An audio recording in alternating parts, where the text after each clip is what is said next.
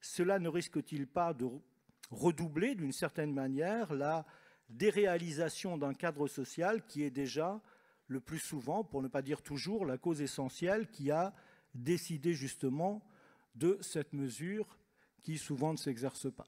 Je vous laisse la parole.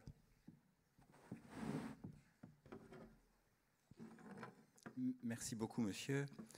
Il va être difficile de répondre à toutes ces questions si bien posées. Et d'abord, bonjour à toutes et à tous. Je suis très heureux d'être parmi vous aujourd'hui. Et je dois parler pendant 40 minutes et après, nous aurons un échange. Je remercie la présidente du CNAEMO et Madame Bachelet, qui est chef d'un service d'AEMO spécifique dans le Val d'Oise, où je suis juge des enfants, de m'avoir invité.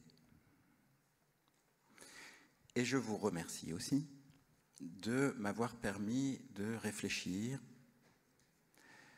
aux questions que vous venez de poser, monsieur, et à ce que me renvoyait l'enjeu politique, administratif, budgétaire de la centralisation ou de la décentralisation ou de la renationalisation de la protection de l'enfance. Et ce que je me suis dit d'abord, c'est que j'étais devenu juge des enfants par choix à la fin de mes études pour faire un beau métier social,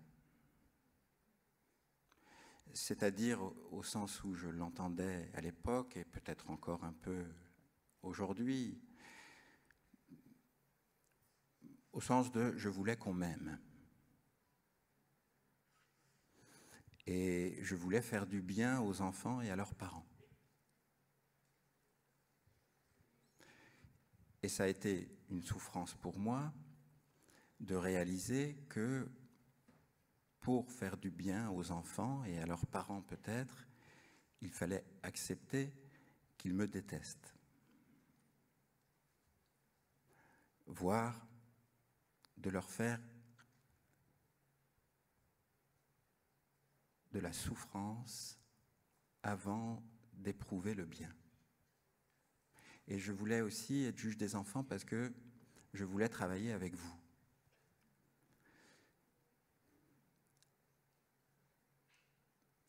Et nous sommes des gens bien. Nous sommes des gens engagés, des gens solidaires, attentifs à nos semblables, pas toujours, mais qui exerçons avec nos fonctions respectives une mission de service public qui est l'une des plus cruciales que l'humanité puisse concevoir. Et nous le faisons, c'est bien normal d'ailleurs, sans aucune reconnaissance sociale ni institutionnelle. Nous allons aux frontières de l'humanité, dans des continents que nous connaissons bien et que d'autres feignent de découvrir, et parfois au péril de votre propre sécurité.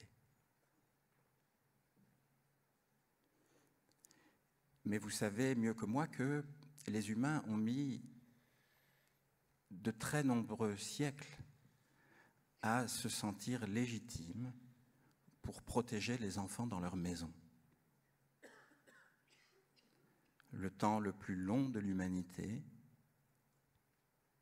la société ne concevait que la prise en charge des enfants orphelins ou des enfants vagabonds, d'ailleurs considérés comme des délinquants.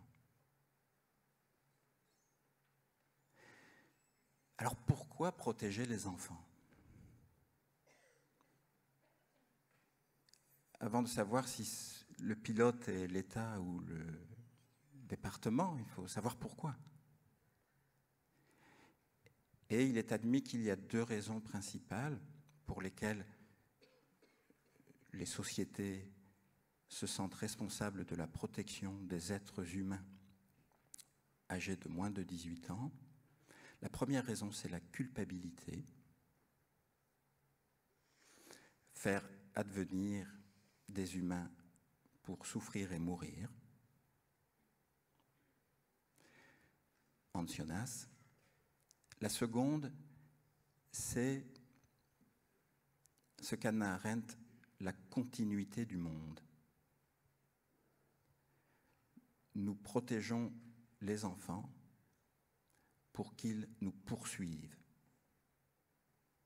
et qu'ils nous poursuivent d'une certaine manière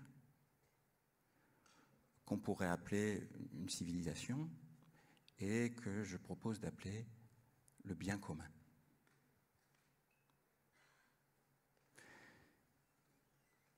En cela, votre intervention plus physique, plus réelle que la mienne, dans les maisons des autres, est au carrefour des libertés privées fondamentales, ce qui échappe aux politiques,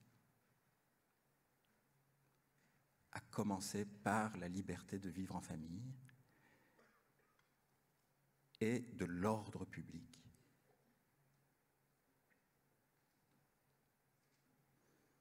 Notre mission est une mission d'ordre public et vous savez que l'ordre public se conçoit comme la sécurité publique, la santé publique et la moralité publique. Et ce qui fonde notre action est la préservation de la sécurité, de la santé et de la moralité de l'enfant, des enfants. Et c'est pour ça que c'est une politique publique. Le risque,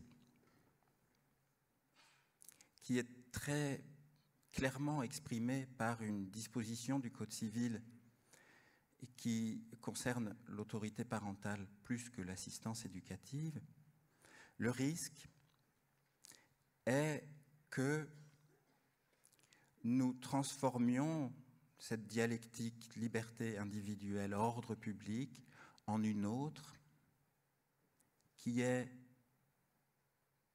préservation du droit des parents ou modulation du droit des parents.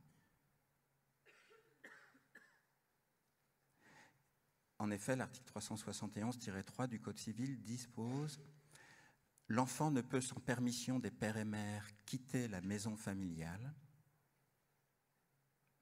et il ne peut en être retiré que dans les cas de nécessité que détermine la loi. »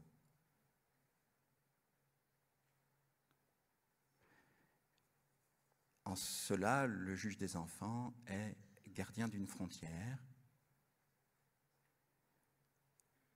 que vous devez rendre efficiente, réelle, proportionnée, légale. Et c'est la première réflexion qui m'est venue sur la question que vous vous posez pendant ces 3 jours, qui est pourquoi réfléchir à l'enjeu de la décentralisation ou de la renationalisation de la politique publique de protection de l'enfance, puisqu'elle a toujours été et qu'elle sera toujours une politique régalienne nationale, que, avec une infinie modestie, j'incarne dans les minutes actuelles.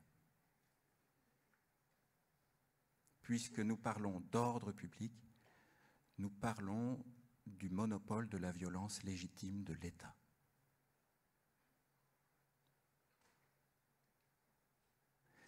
En partant tout à l'heure, vais-je demander au procureur de requérir l'action des forces de sécurité intérieure pour accompagner vos collègues dans une maison pour y prendre les enfants.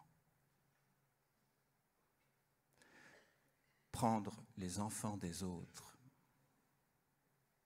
pour les mettre dans une nouvelle maison, ce qui est votre honneur, votre dignité de professionnel, cette frontière est exercer le monopole de la violence légitime de l'État.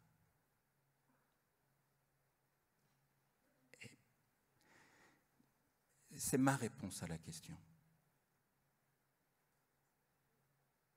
Parce que cette réalité, ce pouvoir extrême que nous exerçons sur nos semblables, se situe dans cet exercice de la violence légitime. Avec quel principe, puisque nous parlons de bien commun? Vous êtes toujours avec moi? Okay. Parce qu'à un moment, vous m'arrêtez. Hein. Les principes fondateurs de la protection de l'enfance, et plus spécifiquement de la protection judiciaire des enfants en danger, donc de l'assistance éducative, tels qu'ils ont été conceptualisés par une juge des enfants que vous connaissez peut-être, Laurence Bellon, sont le principe du maintien de l'enfant dans sa famille.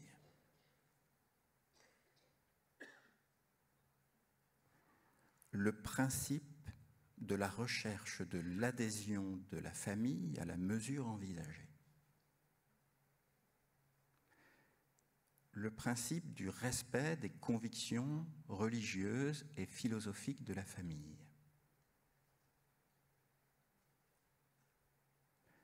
Et le principe de la prise en compte de l'intérêt de l'enfant.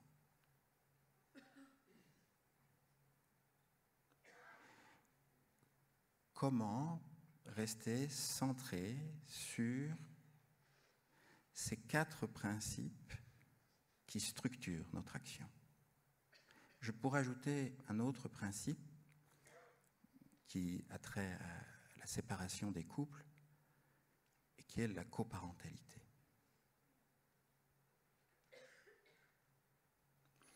Ces principes, me semble-t-il, n'ont de légitimité que si on en annule 4, ou en tout cas que nous subordonnions 4 principes au 5e, qui est naturellement l'intérêt de l'enfant. La limite du maintien de l'enfant dans sa famille, c'est l'intérêt de l'enfant. La limite de l'adhésion, de la recherche de l'adhésion, c'est l'intérêt de l'enfant. La limite du respect des convictions religieuses et philosophiques, c'est l'intérêt de l'enfant. La limite de la coparentalité, c'est l'intérêt de l'enfant. Malheureusement, on l'oublie toujours. Voir les choses de cette... Je m'éloigne un peu, mais j'ai l'impression quand même de rester dans les questions qui vous sont posées et que vous avez posées à l'instant, monsieur. Le problème qui est posé par la résolution judiciaire de la confrontation du droit de vivre en famille et de l'ordre public, c'est le problème de la mise en œuvre et du financement des mesures. Mais je crois pouvoir dire que le juge, c'est pour ça que je me balance un peu parce que c'est un inconfort devant vous, le juge est une institution conçue par la Constitution de la Ve République française pour ne pas tenir compte de cela. Le juge est gardien de la frontière et aveugle aux enjeux administratifs et budgétaires de l'organisation de chacun des côtés de la frontière.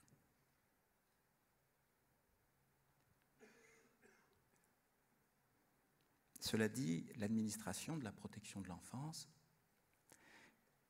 qu'elle soit de l'ordre de l'État, s'il y a renationalisation, ou du département dans le cadre de la décentralisation, est toujours l'exercice d'un pouvoir administratif, de conditionner les capacités d'intervention des autres acteurs de la protection de l'enfance sur un territoire, qu'il soit national ou territorial. Et voici une troisième dialectique, celle qui articule le pouvoir administratif et l'autorité judiciaire.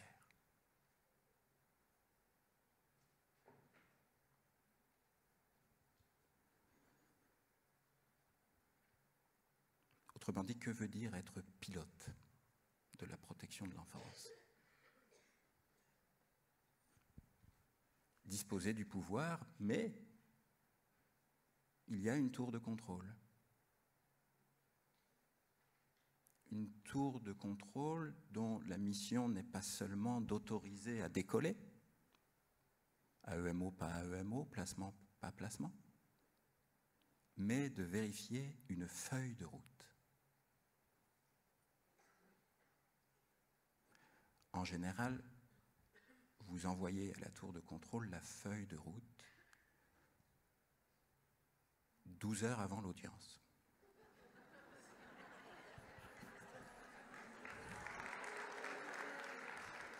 Je vous connais depuis 20 ans. Et donc, ça, c'est aussi l'exercice d'un pouvoir, en ce sens que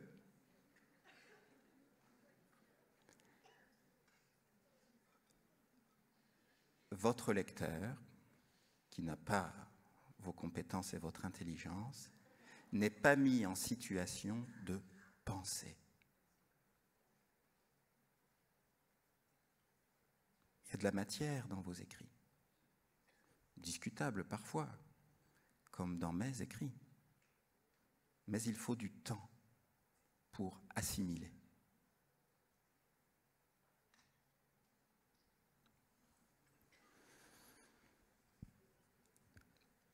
Alors je voudrais basculer. J'ai encore du temps ou quelques minutes? 41 minutes, 6 secondes. Non, ça c'est la vision optimiste, c'est-à-dire qu'il faut réserver un peu de temps pour les questions. On peut considérer qu'il vous reste 20 bonnes minutes, 25 minutes. Formidable. Mais raisonner de cette façon me pose un problème. Et raisonner de cette façon me pose de plus en plus de problèmes. Et peut-être que vous ne serez pas d'accord avec moi. Et peut-être que ce ne sont que mes impressions personnelles. Mais j'ai l'impression, depuis les premiers jours de septembre 2004, où je suis devenu juge des enfants, que ce mode de raisonnement envahit nos capacités d'agir. Je m'explique.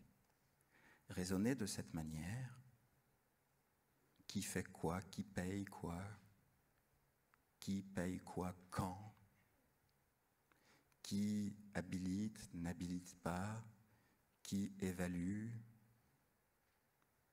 qui juge.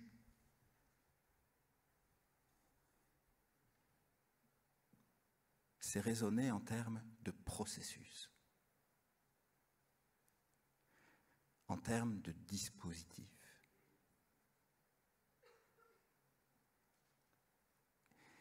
Et il me semble qu'il est extrêmement dangereux,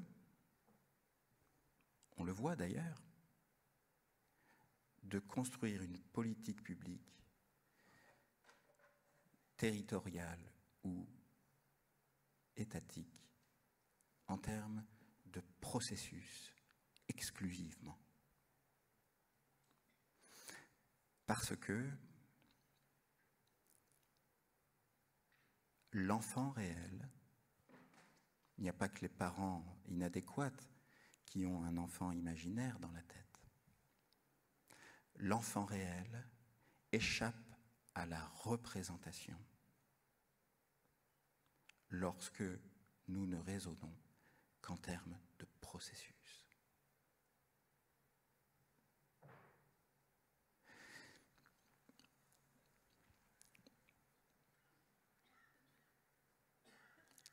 L'état des lieux que je fais dans sa version un peu attaquante, grinçante, parce que j'ai dit en commençant que j'ai voulu devenir juge des enfants pour travailler avec vous, ce qui est vrai. C'est que cette dimension administrative de notre travail nous gagne, nous grignote. Administrative au sens jusqu'où je vais.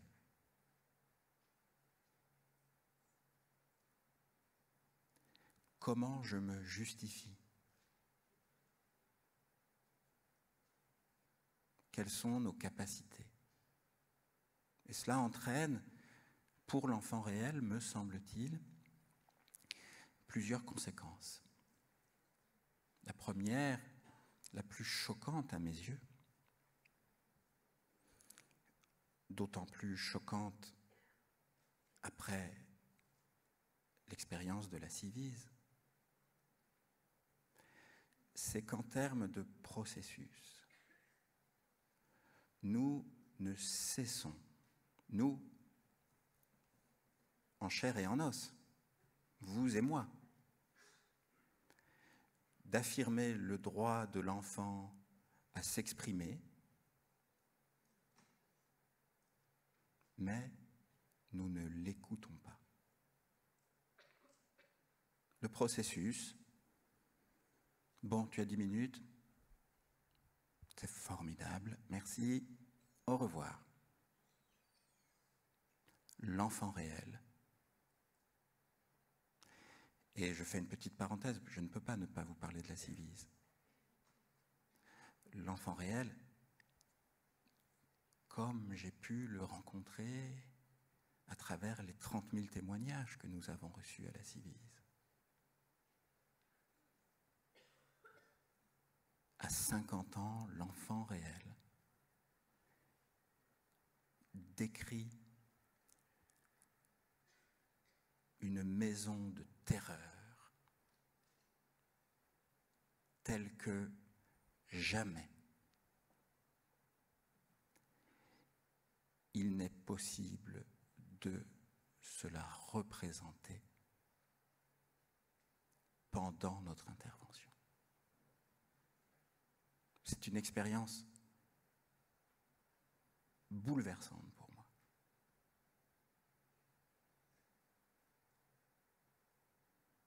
Lorsque nous donnons la parole à un enfant, nous devons l'écouter et nous devons avoir présent à l'esprit que ce qu'il nous dit est très en deçà de ce qu'il vit.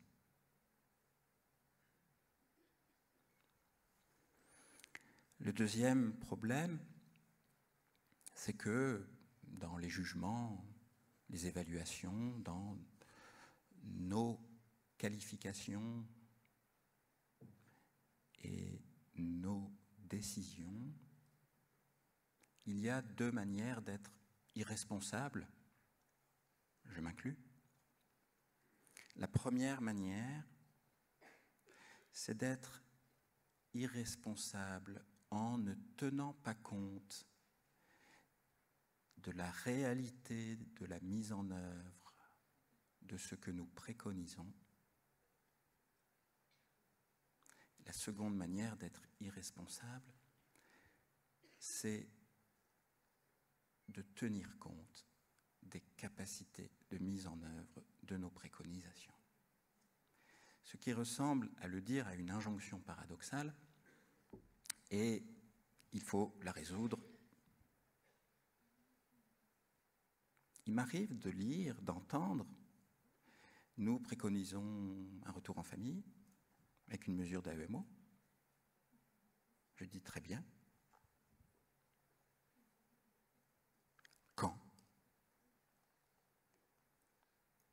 Je ne prends pas en compte l'état du dispositif dans ce que le service considère comme adapté à l'intérêt de l'enfant.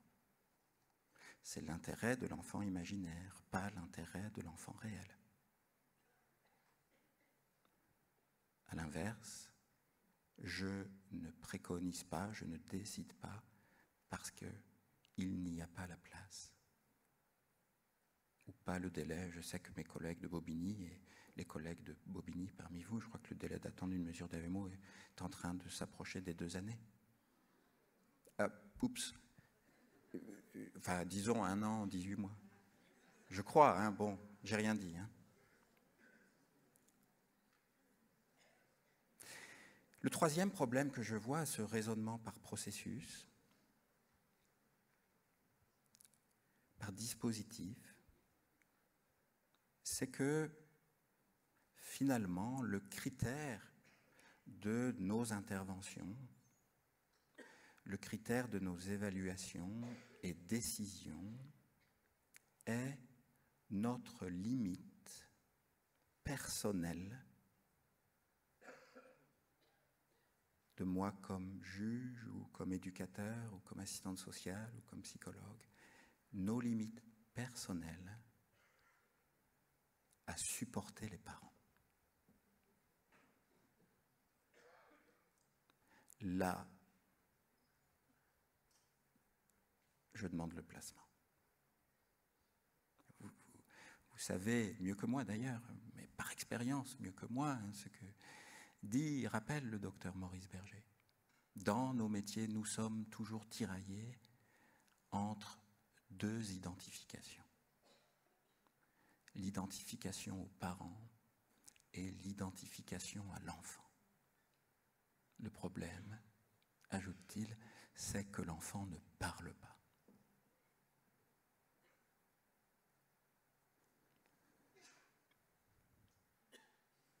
Et le 4e problème que je vois, et qui en réalité est le plus grave, c'est que la politique publique de protection de l'enfance, en termes de dispositifs exclusivement, est une politique très inégalitaire. On pourrait dire d'ailleurs, je le dis entre nous, je parle librement, hein, que d'une certaine manière, l'assistance éducative, la protection judiciaire des enfants en danger est une justice de classe.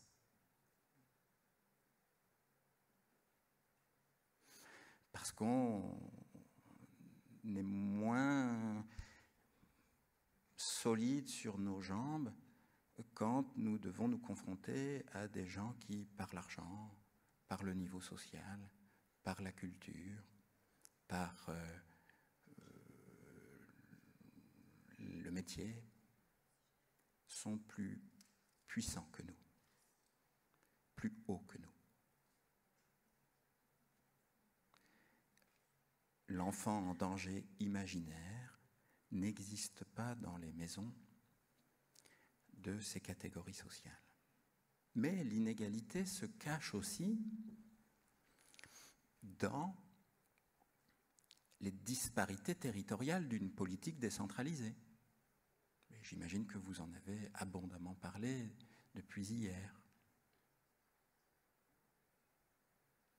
Et de ce point de vue, on peut dire que peut-être le préfet garantirait autrement la mise en œuvre cohérente et égalitaire sur l'ensemble du territoire national d'une politique publique nationale. Peut-être, mais je ne sais pas si c'est central pour moi. Car l'inégalité se loge plus profondément et plus gravement encore dans notre subjectivité.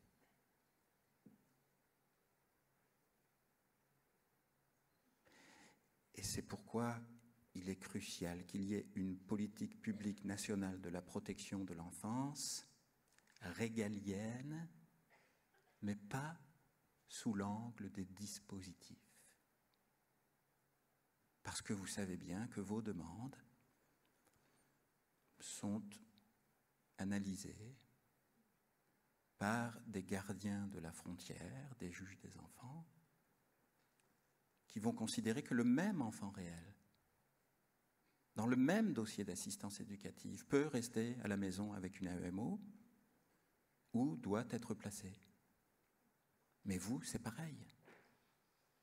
Ça dépend de la culture du service, du projet de service et de la subjectivité de chacun dans le service. Ce qui, de mon siège de juge, se discerne tout de suite par les musiques d'attente que vous mettez au téléphone. Alors je fais une petite parenthèse, le juge des enfants, il suffit d'avoir sa ligne directe, on l'appelle même quand il est en audience. Quand un juge des enfants veut parler à une éducatrice, là il a Ray Charles pendant 20 minutes, ou Vivaldi selon le projet de service, et puis quelqu'un arrive au bout de 20 minutes et dit « elle est en réunion d'équipe ». Là, vous dites « bon, j'ai touché à quelque chose d'important ». Comprenez sur la subjectivité. La politique publique, c'est est-ce que l'enfant réel prend plus de place dans l'exercice de notre engagement admirable, que l'enfant imaginaire. Et donc l'enjeu, je termine par là, c'est de sortir d'une politique publique et d'une organisation de nos actions exclusivement centrée sur le processus. Qu'est-ce que ça veut dire, une politique publique centrée sur le processus? Ça veut dire, mon jugement est le meilleur par nature, puisque je l'ai rendu, et que je dispose d'un privilège exorbitant du droit commun, échappant au commun des mortels, qui est que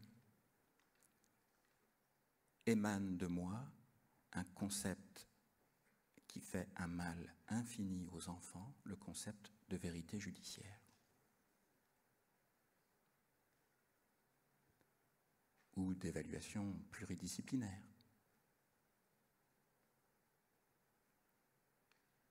Et cette politique publique serait fondée sur le bien commun, non sur le processus, et il y aurait comme un serment entre nous. Nous sommes d'accord que notre rôle n'est pas de dire la vérité, mais de vérifier si nous sommes capables de nous en approcher.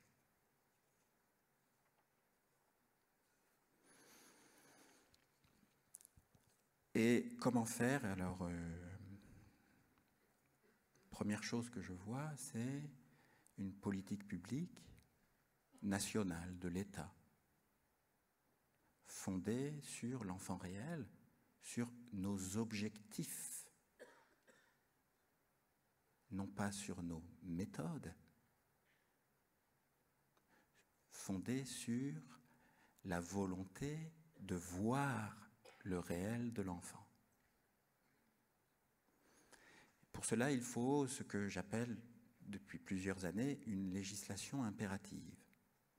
Isabelle Santiago a dû parler de la loi de mars 2024 sur l'autorité parentale.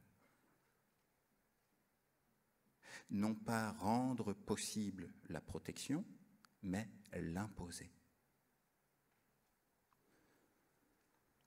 Il faudrait que cette politique publique accentue le trait marqué par la loi de mars 2016, en disant non seulement que la préservation et la satisfaction des besoins fondamentaux des enfants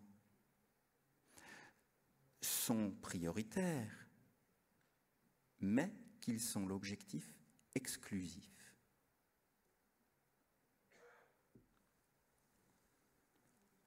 Le troisième point de cette politique publique de l'État serait une politique claire du signalement.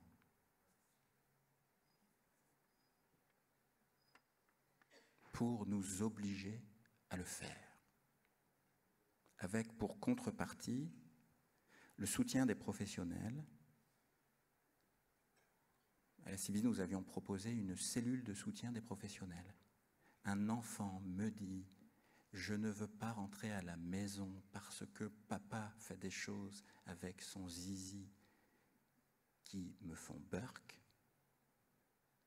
C'est tellement sidérant qu'on invente des réalités parallèles pour se faire croire que l'enfant n'a pas dit ce qu'il a dit. Eh bien, nous devons pouvoir appeler une cellule nationale unique, avec une doctrine unique, pour être aidé à dépasser cette sidération professionnelle et enclencher la chaîne de la protection pour l'enfant. Et j'ai envie de dire aussi le soutien des innovations. Parce que cela permet d'être dans votre réalité institutionnelle sans la noyer dans le processus. Pouvoir inventer quelque chose là, avec des marges. Je considère aussi mon rôle de juge des enfants comme la marge que je garantis de sécurité pour vous. Pour passer de la compétence à l'engagement, à la reconnaissance par l'enfant de la fiabilité des adultes qu'il rencontre. Et puis, cette politique publique, au bout du compte, et c'est promis, je termine, se résoudra toujours dans nos actions professionnelles, qui ne doivent pas être arbitraires ou subjectives, mais se fonder sur des critères d'observation et de décision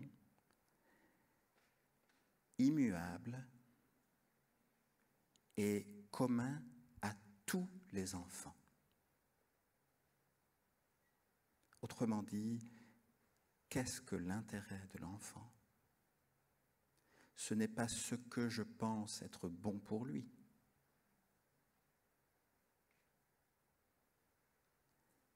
C'est la prise en compte de ses besoins fondamentaux, tels qu'ils ont été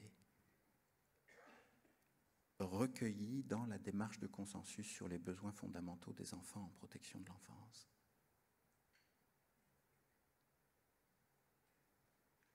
Alors, je vous donne pour moi, quelques lignes directrices qui m'aident à essayer de lutter contre mon pouvoir sur le corps des enfants, pour être dans l'autorité et la protection. La première chose, c'est la clinique de l'attachement. Alors, c'est vous, les savants. Vous êtes les experts de l'attachement. Moi, je ne serai jamais psychologue, pédopsychiatre, éducateur, assistant social. Mais est-ce que j'ai déjà vu D'ailleurs, la première fois que j'ai pris un cours sur l'attachement, c'était une de vos collègues de Pouponnière en audience. est-ce que vous me donnez à lire le style d'attachement d'un enfant? Parce que la mise en œuvre des mesures dans 2 ans ou dans 2 jours est aussi fonction du style d'attachement de l'enfant. On peut mettre en place des mesures pour qu'elles soient mises en échec.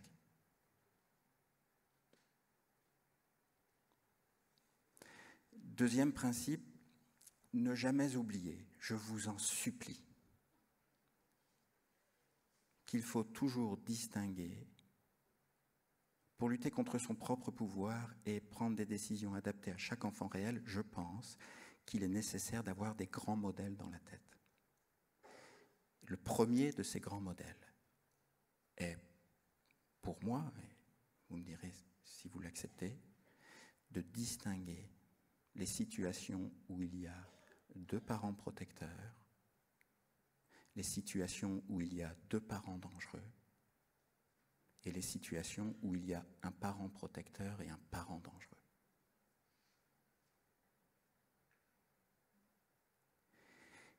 Il y a des délais d'attente parce que nous mettons en œuvre des mesures inadaptées.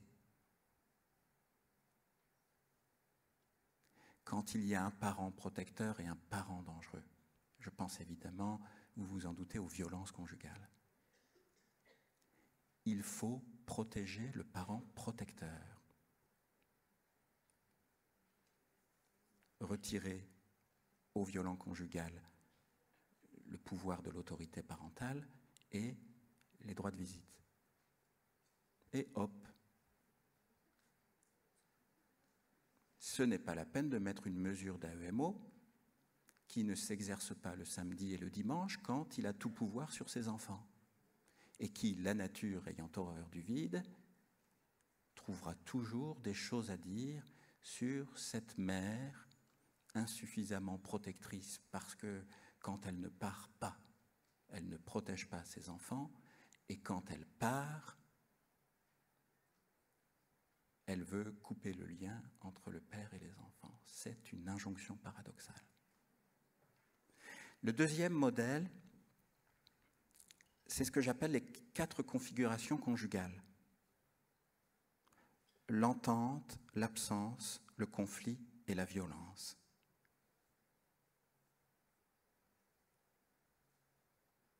C'est une autre manière de dire parent protecteur, parent dangereux. On n'utilise pas les mêmes outils et les mêmes manières d'être avec nos outils dans ces 4 situations. Pour faire la différence conflit-violence, je vous propose de raisonner pour nos semblables à partir de notre expérience commune. Quand un parent nous menace, nous bouscule, nous agresse, nous frappe, nous injurie, nous n'appelons jamais cela un conflit. Vrai ou faux? Pourquoi chez les autres on appellerait ça conflit?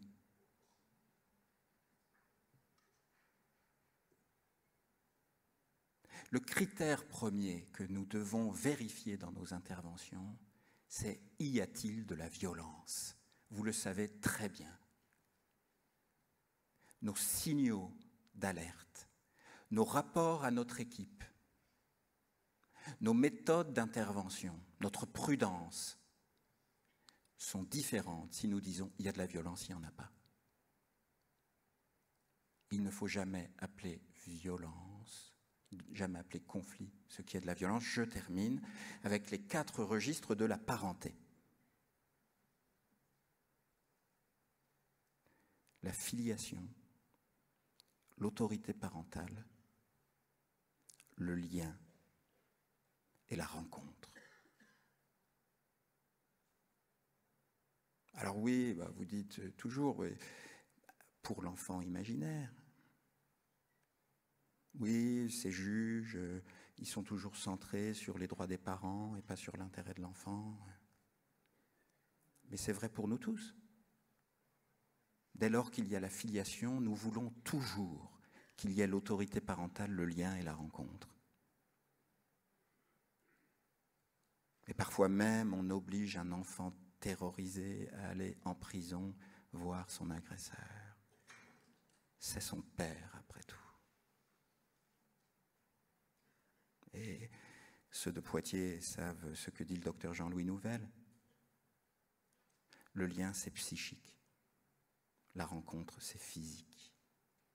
Il ajoute parfois la rencontre physique attaque le lien. Et je voudrais ajouter, parfois, il faut aider l'enfant à se délier, à se détacher. Vous savez, l'étymologie du mot victime, c'est lier, attacher. Notre rôle est de détacher. Une des audiences, c'est promis, j'arrête. Une de mes audiences, je ne dis ni le lieu ni le temps, on me disait, la petite fille voulait plus voir son père, dont elle disait qu'il était violent avec elle. Et on m'a dit, bon, elle va très bien, à l'école ça va très bien, au loisir ça va très bien, la mère est très adaptée avec elle, mais il y a un danger. Elle ne voit pas son père. Et donc, nous pensons que c'est un problème pour sa construction future.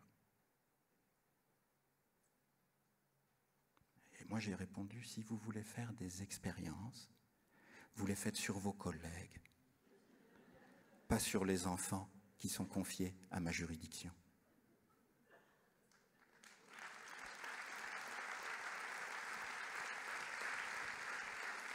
Merci, mais ça veut dire aussi que je dois m'arrêter. Alors j'arrête, je conclus en un mot. Que veut dire protéger?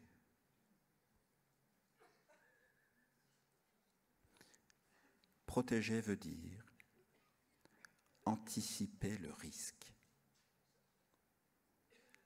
et non pas attendre qu'il s'accomplisse. L'honneur de notre engagement, c'est de prédire l'avenir à partir de ce qui est déjà là, sous nos yeux. Merci de votre attention.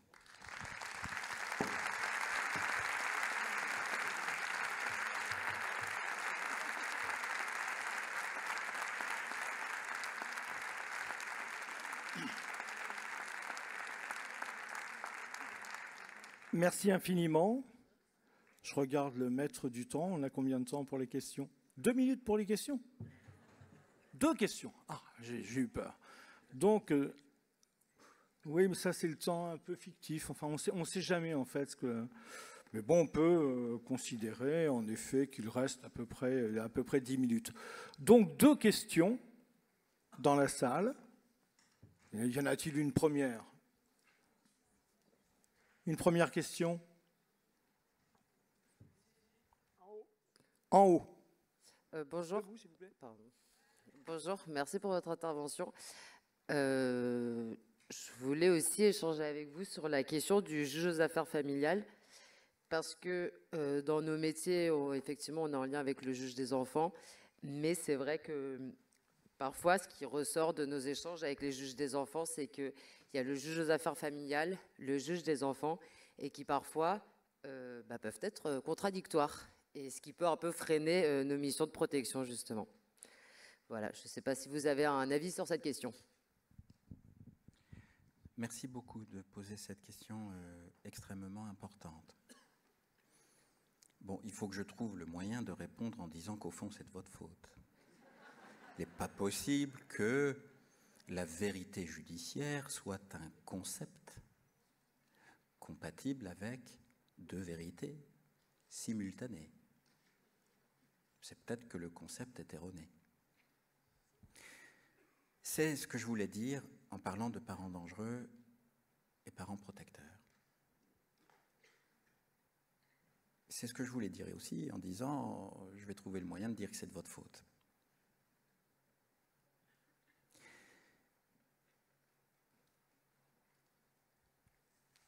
Il y a le couloir de la protection de l'enfance, nous. Il y a le couloir des affaires familiales, de la séparation des couples et de l'enfant. Le fondement de la justice, c'est ne pas couper un enfant en deux.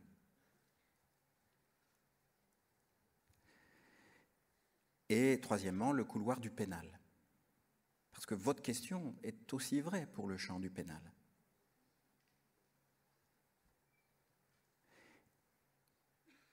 On dit la protection de l'enfance et le pénal, c'est de l'ordre public. Les affaires familiales, c'est de l'ordre privé, alors que c'est de l'ordre public aussi. Comment ça se résout pratiquement, pour répondre rapidement à votre question? Vous êtes comptable de ce que vous écrivez.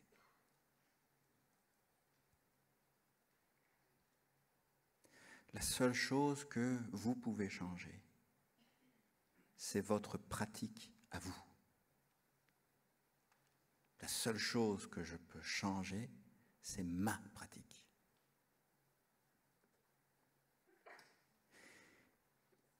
Ce faisant, n'oubliez jamais que j'ai beau être titulaire de la vérité, dite judiciaire, j'ai beau protéger dès lors que j'apparais, parce qu'on dit que c'est ma fonction, je ne me mets à penser que lorsque vous m'écrivez les mots qui vont déclencher et structurer ma pensée. Vous ne pouvez attendre d'un juge que ce que vous lui écrivez.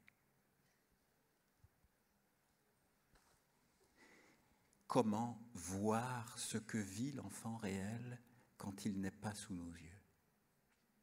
Comment raccorder cette observation à nos modèles? Lorsque vous observez, je ne suis pas en train de faire de vous des policiers ou des gendarmes, des violences, vous devez écrire. Le même écrit que d'habitude, mais en vous disant comment ce que j'écris et ce que je dis est performant, efficace pour la protection de l'enfant, non seulement dans le dispositif d'assistance éducative, mais pour le couloir des affaires familiales et pour le couloir du pénal. Vous ne pouvez pas écrire dans vos rapports. Bon, en début de mesure, on a vu madame, elle avait un cocard. En milieu de mesure, quand on a reçu les deux parents, madame ne pouvait pas parler. Il monopolisait la parole. Et en fin de mesure, l'enfant ne nous dit rien sur ce qui se passe à la maison. Ni vous ni moi ne sommes là pour être spectateurs de la transgression de la loi. Et si vous pensez que, puisqu'il y a un parent protecteur et un parent dangereux, c'est le traitement des modalités d'exercice de l'autorité parentale par le juge aux affaires familiales qui va protéger l'enfant, il faut l'écrire. Si vous êtes spectateur d'infraction, il faut l'écrire. Et vous pourrez dire, moi, je me suis efforcé d'être au plus près de ce que tu as vécu dans ton enfance. Vous savez ce que dit Céline Gréco dans La démesure? À partir de l'instant où la prof principale m'a attendu à la sortie d'un cours, je suis devenu invincible. Ça répond à votre question? Après, c'est le processus. Vous m'écrivez un rapport d'AEMO, je transmets au procureur et je dirai au procureur que non seulement il faut qu'il fasse une enquête, mais qu'il relise l'article 372-2-8 du Code pénal qui l'autorise à saisir lui-même le juge aux affaires familiales. Je ne suis pas sûr qu'on ait le temps pour une question. On me dit que oui. Ah, mais bien sûr, une question. Alors, une, en haut à gauche.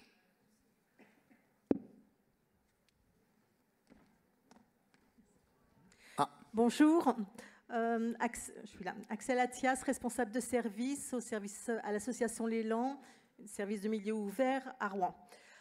D'abord, merci pour vos mots. Merci parce que ça nous fait du bien, je pense, à tous, d'entendre que nous sommes des bonnes personnes, que nous faisons correctement notre travail autant que possible.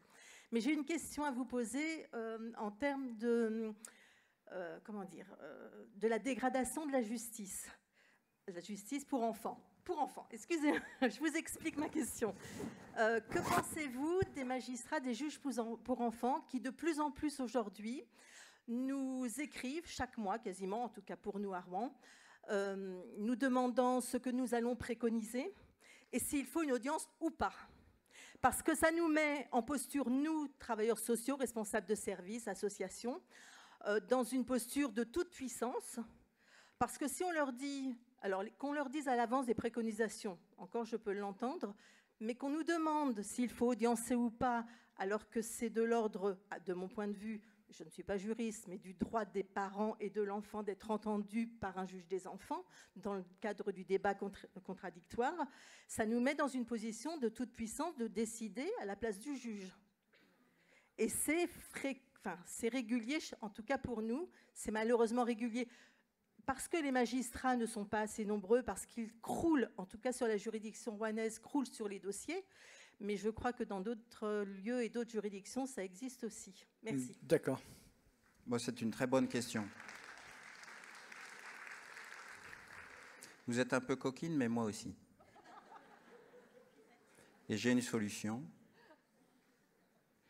Faites comme il est écrit dans les jugements. Envoyez vos rapports un mois avant l'échéance. Non. Parce que, alors, je suis d'accord avec vous. Pourquoi est-ce qu'il faut envoyer les rapports un mois à l'avance? Pour savoir comment on fait les audiences. Une mesure est à... Attendez, on n'est pas dans le processus. Vous êtes en train de me dire, bon, qu'on préconise une mesure ou une autre, ou un non-lieu, bon, ça fait partie de notre travail, mais si on préconise une audience ou pas une audience, là, on est dans la toute-puissance à la place du juge. Mais si c'est vrai aussi pour la préconisation de clôture ou de pas clôture.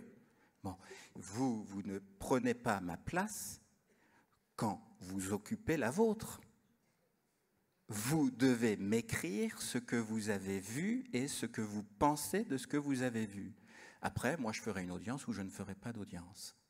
Oui, Ensuite, non, on ne relance pas, sinon ça va. Ah oui, j'ai quand même le privilège d'être à la tribune. La deuxième chose, la question importante est, qu'attendez-vous d'une audience? Vous autres. Dans le processus, vous attendez que je mette le tampon de la République française sur votre rapport. Vous concevez l'autorité judiciaire d'abord et à juste titre dans son sens premier.